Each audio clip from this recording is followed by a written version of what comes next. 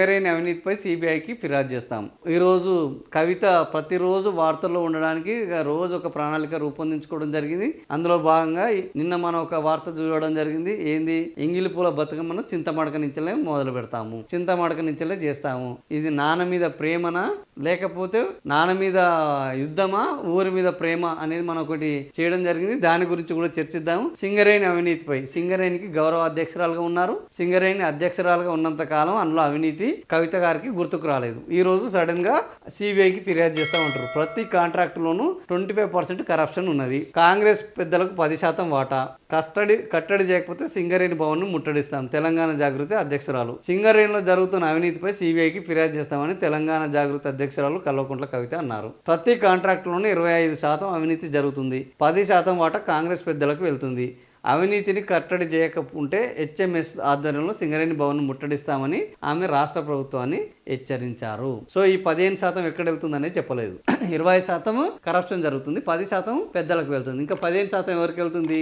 అక్కడ ఇన్ని రోజులు ఏంది, దానికి సింగరేణి యూనియన్ ఉన్నది. ఆ సింగరేణి యూనియన్, సింగరేణి పార్టీ వాటికే వెళ్తుంది అనేది కవిత చెప్తున్నారు. మరి ఈ 15%లో మరి ఇన్ని రోజులు మనం గౌరవ అధ్యక్షులుగా ఉన్నాము. మరి ఆ గౌరవ అధ్యక్షులు దిగిపోయిన తర్వాతనే అవినీతి ఎందుకు గుర్తుకొస్తుంది అనేది ఈరోజు ప్రజలు ప్రశ్నిస్తున్నారు. ఎవరైనా పదవి పోతేనే అవినీతి గుర్తుకొస్తుంది. పదవి ఉంటే అవినీతి గుర్తుకు రావడం లేదు. పదవి ఉంటే అక్కడ అభివృద్ధి గుర్తుకొస్తుంది, పదవి పోతే అవినీతి గుర్తుకొస్తుంది. ఈ విధానం, ఈ ద్వంద్వ విధానం అనేది రాజకీయ నాయకుల్లో ఎవరైనా దీనికి అతీతం కాదు అని చెప్తున్నారు. అందులో కవిత కూడా ఒక సాంస్కృతిక విప్లవంతో ముందటికి వచ్చిన కవిత కూడా ఈరోజు అదే పద్ధతిలో మీ అవినీతికి వ్యతిరేకంగా మేము పోరాడతాము అని అంటున్నారు.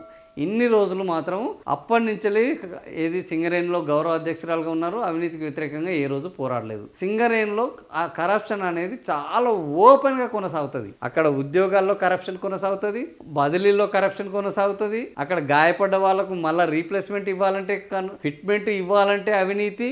అక్కడ అడుగు తీసి అడుగు వేయాలంటే అవినీతి జరుగుతుంది సింగరేణిలో. ఈ సింగరేణిలో ఇంత కరప్షన్ విపరీతంగా ఉంటుంది అనేది అక్కడ ఉన్న ప్రతి యూనియన్ నాయకుడికి తెలుసు, ప్రతి పార్టీకి తెలుసు, ప్రతి ఎమ్మెల్యేకు తెలుసు. ఈ రోజు అక్కడ ఎవరు బెల్లంపల్లిలో ఉన్నారు, ఇటు కొత్తగూడలో ఉన్నారు. వీళ్ళందరి ఎమ్మెల్యేలకు సింగరేణి నుంచి డబ్బులు వస్తాయి. సింగరేణిలో ఒక చీఫ్ మెడికల్ ఆఫీసర్ దగ్గర జరిగేంత పెద్ద అవినీతి ఇంకెక్కడా జరగదు. ప్రతి ఫిట్మెంట్కు డబ్బులు ఇవ్వాల్సిందే. వాళ్ళకు మళ్ళీ సెలవు ఇవ్వాలంటే డబ్బు ఇవ్వాలి, సెలవుల నుంచి ఉద్యోగంలో జాయిన్ కావాలంటే ఫిట్నెస్కు డబ్బులు ఇవ్వాలి. సో ఇంత అవినీతి జరుగుతుంటుంది. కారుణ్య నియామకాల్లో పెద్ద ఎత్తున అవినీతి, ఉద్యోగాలు కల్పించడం, కాంట్రాక్టులు తీసుకోవడంలో పెద్ద ఎత్తున అవినీతి, అడుగడుగున అవినీతి ఉంటుంది. ఆ అవినీతి ఇప్పుడు అందులో ఉన్న వాళ్ళు ఎవరికి గుర్తుకు రాదు. అందులో నుంచి బయటకు వస్తే గుర్తుకొస్తుంది. నిజంగానే మరే కవిత గారు సిబిఐకి దీని మీద ఫిర్యాదు చేయాలి. ఫిర్యాదు చేస్తే దీని అవినీతి విశ్వరూపం బయటపడుతుంది, బట్ట బయలవుతుంది, అవినీతి పుట్ట పగులుతుంది. అప్పుడు కానీ అవినీతి పాములు బయటకు వస్తాయి. అవినీతి పాములను పట్టుకుంటే కానీ ఈ అవినీతి చెదలకు ఇంకా మోక్షం అనేది ఉండదు.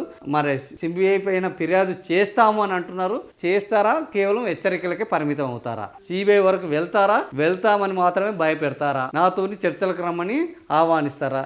ఏంది అనేది, కవిత వ్యూహం ఏంది అనేది తర్వాత తెలుస్తుంది.